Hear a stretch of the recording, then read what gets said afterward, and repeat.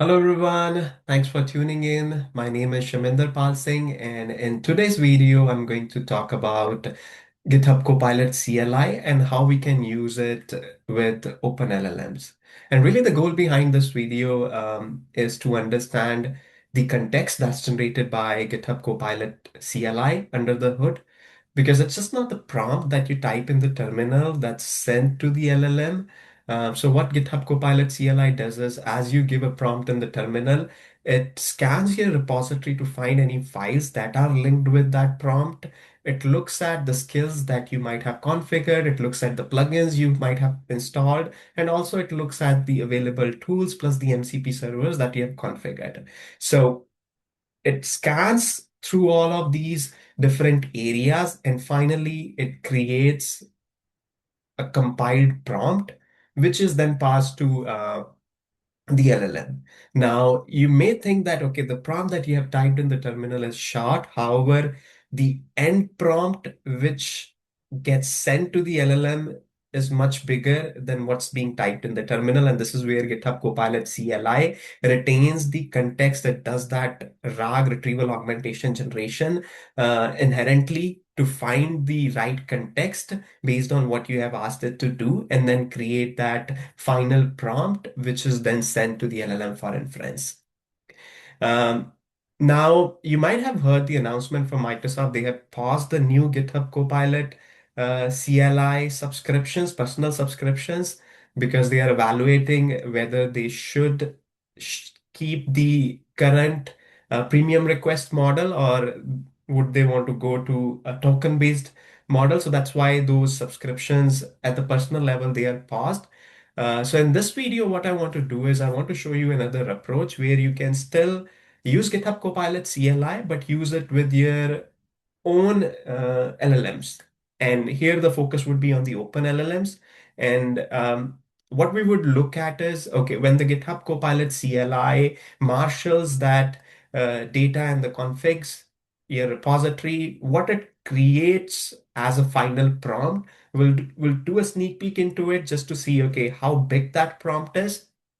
And this would be essential, if you're developing your own skills and you want to understand about the context engineering, how the context is being managed, and also learn about the tokens being used behind the scene, because ultimately at the end of the day, the amount of the tokens that you use would directly be correlated to the cost that you incur on using these LLMs. The other thing with the open LLMs, the good thing with the open LLMs is, you know you can run them locally provided if you have the hardware, and that's where you'll reduce the cost to minimal, because you are already running it on your hardware, and your GitHub Copilot CLI would talk to your local hosted endpoint, and there the latency would be low provided you have good hardware to run it. And we'll look into detail what all hardware components are needed to host and run the LLMs at the local site. The other thing I want to talk about is the software engineering benchmarks. And this is LLM stats. So over here, you see I've ranked them based on their software engineering benchmark. So cloud models, they are top in line.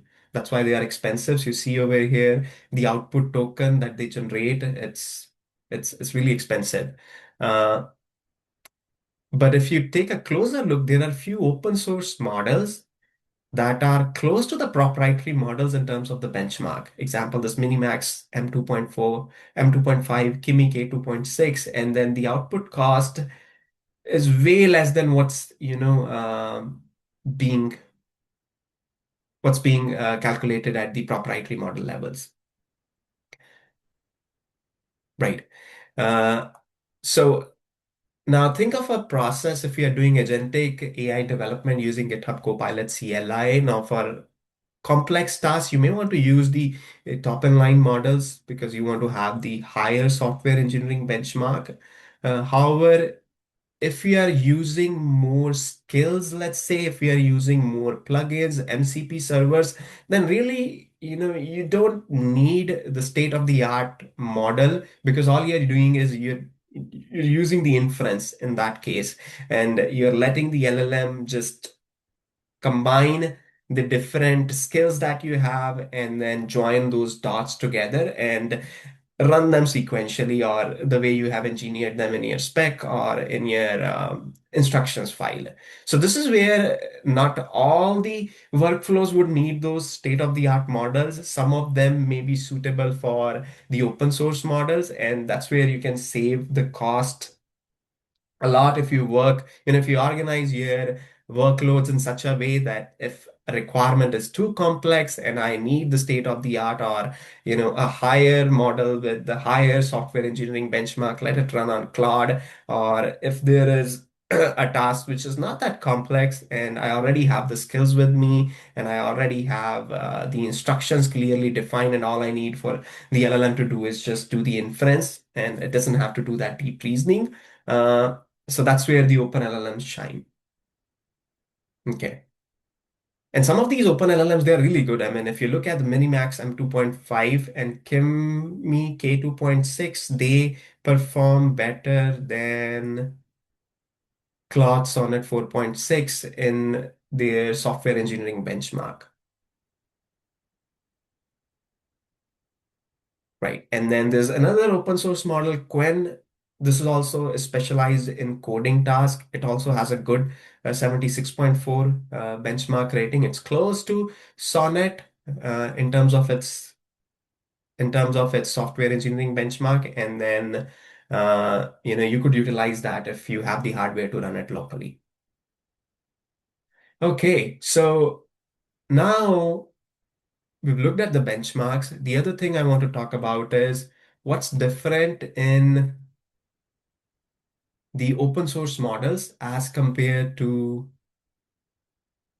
the closed proprietary models. So the process of the training process, it's very similar. You have a large language model, and behind the large language model, there is that training process where there are neural nets that are initialized with weights and biases. And as the training process goes through, those weights and biases are adjusted through loss functions, and the right outcome is rewarded. And at the end of the training process, what we get is the final weight and biases parameters file. And in the Open LLM, this is what you have access to. So you have access to those inference generated models and weights, which you can then load into your memory and run it locally. And that's where, the open source LLMs comes into play. They expose that or make that parameters file publicly available to us, and we can run that. We can run that file locally. Now, where you could get those open source LLMs, one of them is Hugging Face. Uh, it hosts the model catalogs, all the open source model catalogs. And over here, you see we have Quen 3.6. So if I go into Quen 3.6, you see uh, here the parameters is basically that weight and parameter file. So it has 36 billion parameters.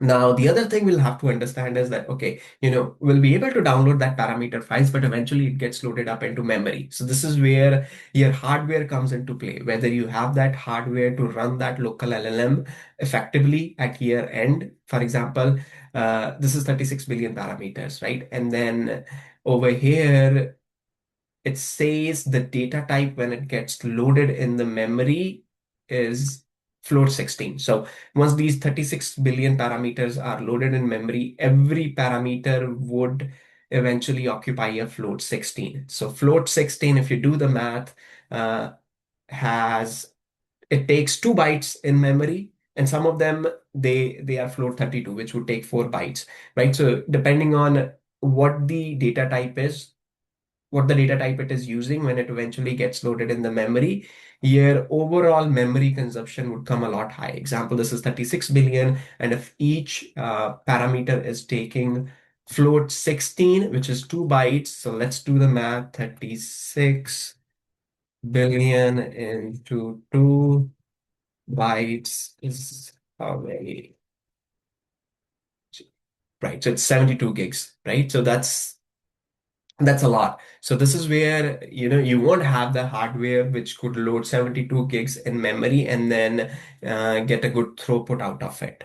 So this is where what Hugging Face or the open source community has done is they create quantizations on top of these base models. So this is where those parameter files, they are converted from float 16 to int 4 or int 8, because int 4 just occupies half a byte in memory and int 8 occupies 8 bytes in the memory. And the quantization techniques, they are so effective that uh, they don't compromise with the quality. Yes, there would be some difference in terms of how the LLM responds, but at a high level, you won't notice that difference in inference if you use a lower quantization and if it's the model provider has trained its model on that lower quantization. Okay, so over here, if I go into these models, 193 quantizations are available and I look for 4-bit,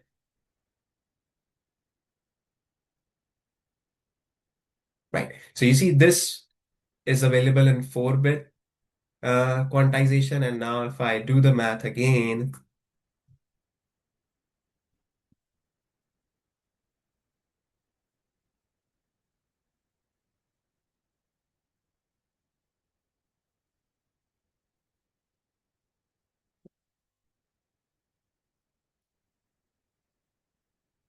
it's 18 gigs. So it reduced it from 72 gigs to 18 gigs, which is again um, at a higher end because you would need a good GPU to run it. Example, RTX 3090, it has 24 GB VRAM. So if you have a gaming laptop and you have good GPU, then you could offload that inference to that GPU and run it locally.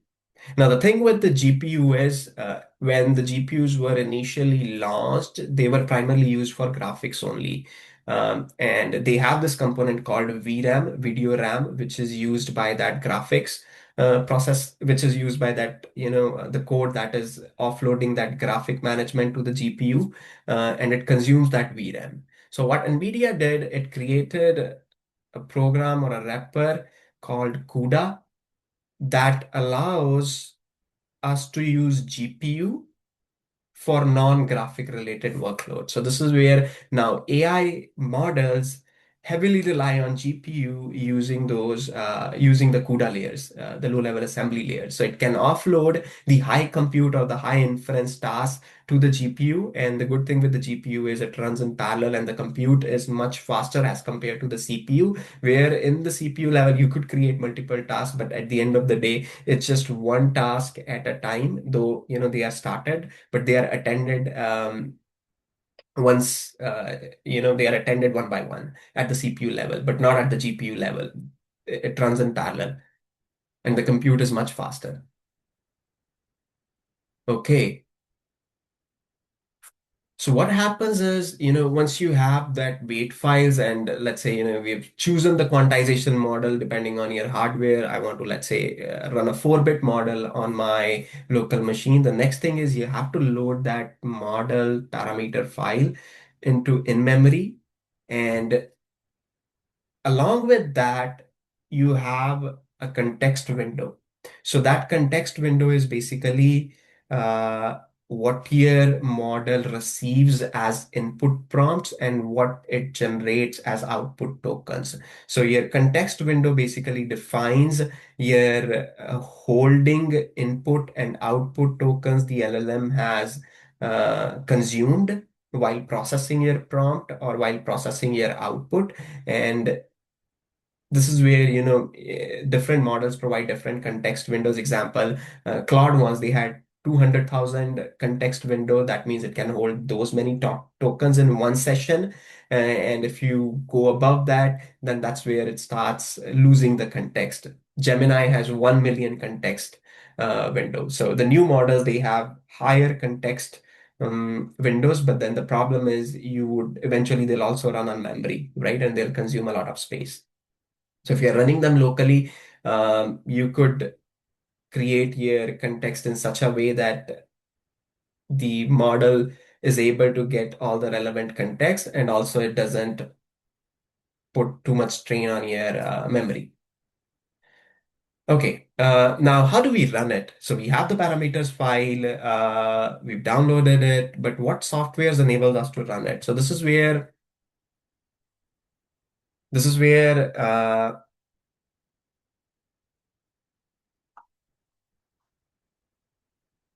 yeah, this is where open source community has two variants of the open source parameters file. One of them is MLX file, and the MLX file, if you have Apple hardware, then you could run the MLX file on your end. If you don't have Apple hardware, then you can use GGUF file, which is cross-platform. So in order to run the GGUF file, you will need to have LLM CPP. So it's an open source community tool which lets us load the parameters file into memory and then offload that inference or offload some of the tasks to GPU based on how much VRAM is available in the GPU.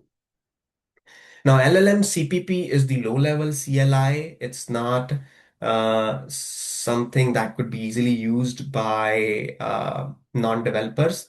So this is where community has created wrappers on top of it that are easy to use. There's this wrapper called LMStudio that gives you a UI where you can pull models, you can run it all through a graphical user interface.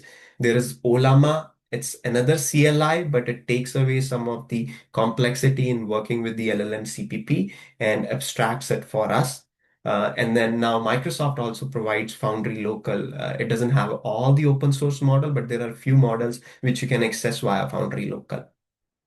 Okay, so I have LM Studio with me over here, and typically, so it has a GUI, and over here you will have this option of pulling the models from that model catalog on the Hugging Face, and uh, once these models are pulled, then you could bind these models into your chat sessions. So over here, I have these three models available with me. Example, if I want to run this Gamma 4, which is provided by Google, I get the option to specify the context length, and this is the context window that I talked about. So this is basically the maximum number of tokens that the LLM can hold in one session.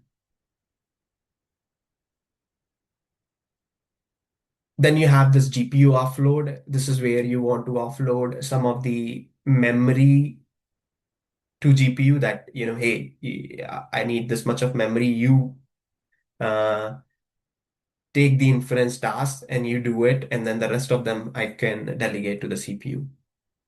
Okay, so what I would do is I'll offload 4 GB or close to, because that's what I have. I have a GPU that can support 4 GB of VRAM. Right. And then there are other things over here which you can change depending on how you want to play with the LLM. There's K cache quantization, there is V cache quantization. So what happens is when the LLM is processing your prompt, it generates these K and V vectors internally. Now, as your context grows, um, if you don't have this K and V cache quantization enabled, what it does is every time you issue a new prompt and it has a history, it'll reprocess all the older prompts also as a new prompt fitting with what you have recently typed in. So this is where K and V quantization comes into play, because cache quantization comes into play, where the LLM, when it processes a prompt, what it does is the K and V vectors it generates internally, they are stored in a cache layer, and then subsequently when it processes those older prompts, so rather than reprocessing it as a new prompt, what it does is it pulls the K and V vectors from that cache and then does the inference. And this allows us to effectively run them, because then you end up saving memory if you do so. Okay. So actually I want to run the lighter version of it, which is this Gamma 2 byte. I'll offload.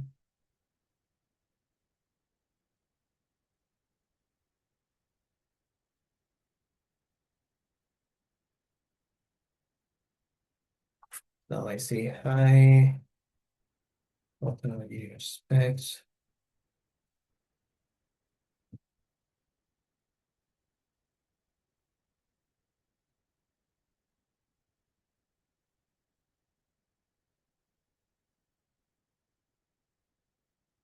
Okay. So you see over here, the token per second is 28 tokens per second, which is not bad. So this LLM is running fast because I've offloaded everything into GPU.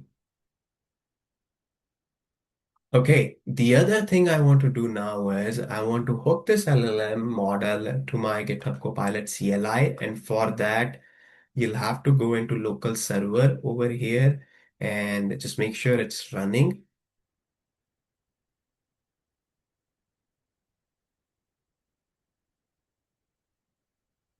Let me scroll this guy down a little bit. Right. So what LMStudio gives us is it gives us these supported endpoints.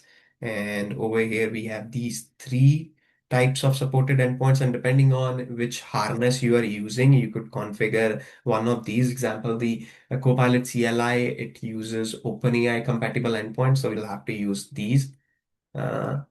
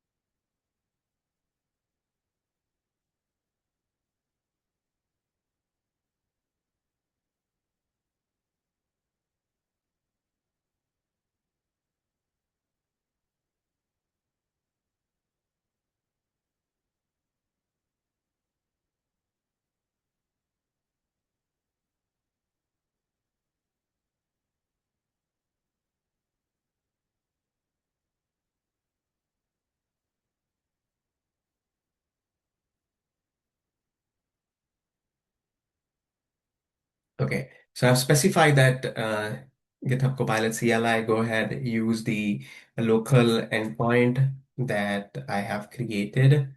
And if I, let's see, if I just say hi, what happens? Okay, so this is what I was talking about at the start of the video. You see, even though I've just typed in hi over here, but that's not what is sent to the LLM as a prompt. Because over here, the error that I've received, it's telling me that my LLM currently has this context window of 4096, but the prompt it received is 13251, right? So the context window is much smaller as compared to what the GitHub Copilot CLI has passed. So this is where, depending on if you have large repositories, if you have so many tools, if you have multiple skills, multiple plugins, then your context would be bloated, even if your initial prompt is very small. So this is how the cost is measured. It's measured based on how many tokens are consumed. So what we'll do is we'll go into LM Studio and I will change it to this gamma for EB and I will change the context window to 20,000 and load it. And larger the context window is, you'll end up consuming more memory because it has to reserve space for those 20,000 tokens in memory now.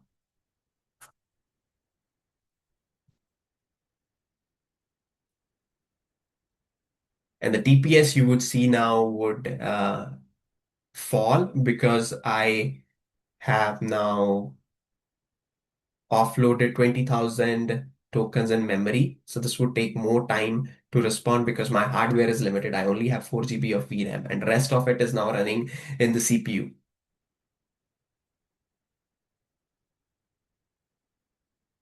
Right. So this is where it will take some time. Now, if I go back and I again say hi, so this is where it will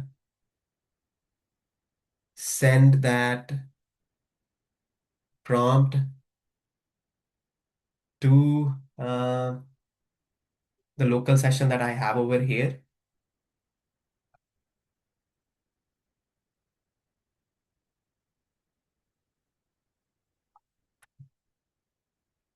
Actually, yeah, I think I have to come back in a different session because it didn't.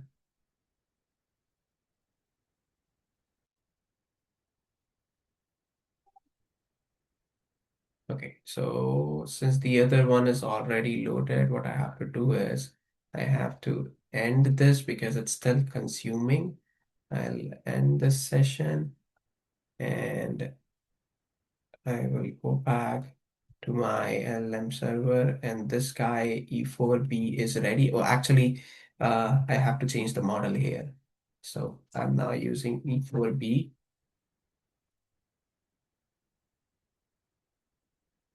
And if I say hi now, so this is where you see it started processing my prompt. But what I want to show you now is, so this is the computed prompt once it has scanned all my repository.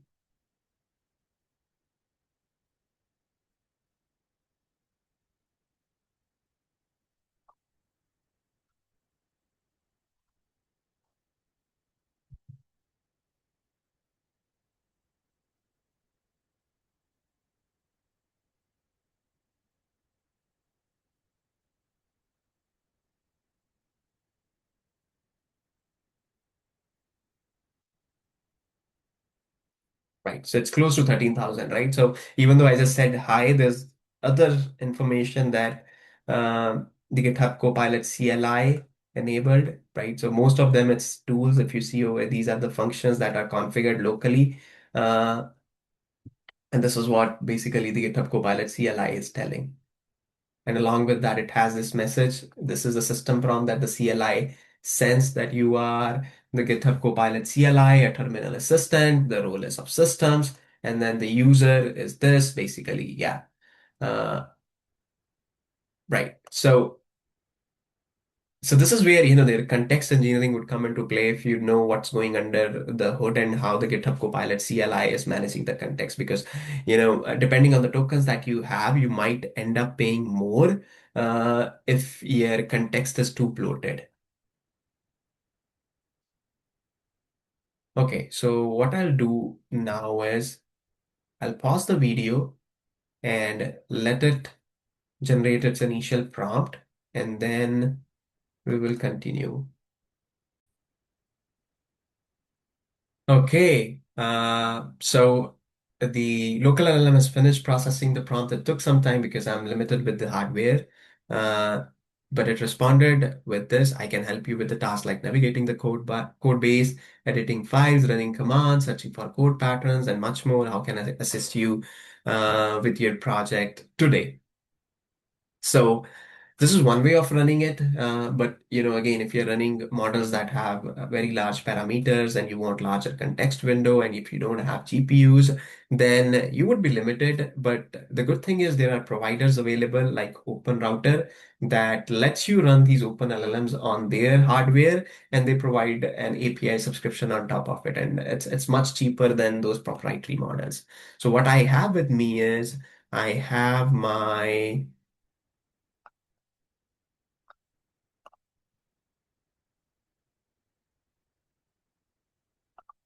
So I have my account in OpenRouter that I use for my personal projects, or I use for my personal learning. So this is where what I want to point out is that they have models, and these models, so they have a mix of both proprietary models and open source models, and they let you run them through OpenRouter API. But I actually want you to take a look at the open source model that we ran locally. Google Gamma 431B, right? So they offer this by free. They don't charge you anything. So the cost incurred would be zero. But then the hardware is shared for all the other consumers also for the free version, because then you're hitting their public endpoint, the free endpoint, and then you may experience some lag and lower tokens per second. However, if you change it to standard that, okay, I want to run it on my dedicated pool in my open router. So this is where the pricing They do charge, but the pricing is very less. It's 0.138 per million tokens and 0.398 per million tokens, which is much cheaper than what we saw at the proprietary levels. And what I will now want to do is I have a skill that I use for prototyping. What it does is it allows me to pass any wireframe to LLM. I have a skill. So basically what I do is I pass that wireframe to my CLI, GitHub Copilot CLI, and what it does is it will read the skill and it will call the OpenRouter gamma model, and it will generate the HTML code for me. So just so you guys know, I'm talking about. Right. So I have this wireframe with me as of now. So my goal is, okay, I'll put this into CLI and ask my Gamma model to go ahead and create the HTML code in React for me. And let's see how closely it can match the layout. Since the Gamma model is good in reasoning, it supports vision. So let's see what it does. Okay. So if I come over here and look at this is their endpoint. I'll exit the session that's running my local LLM, and I'll point it to this guy, and I'll point it to my Emma model posted over here. I've already configured the API key for it in my environment variables, so that's why I don't have to do it again. It'll recognize that. Okay. Now, the other thing I want to show you guys is the skills that I have. Right, so this is the skill generate HTML from wireframe that I was talking about. So my goal is to pass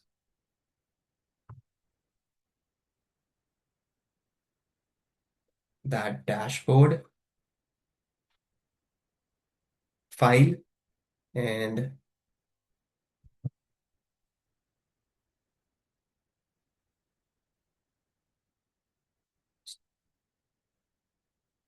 so this is where what the GitHub Copilot CLI should do is essentially it should look at all the skills that I have, and it should recognize that skill by using the inference from my OpenRouter API, and then it should do the work of creating that HTML for me. So it'll take some time. Yeah, so it asked me that, okay, am I allowed to run that skill? Yes, you are allowed. And go ahead. Right, so at this point, what I want to do is I'll pause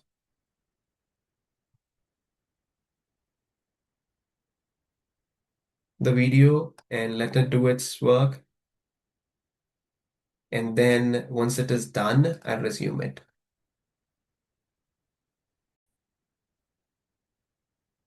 All right, so it has finished completing the skill, and it has finished generating the wireframe that I asked it to generate.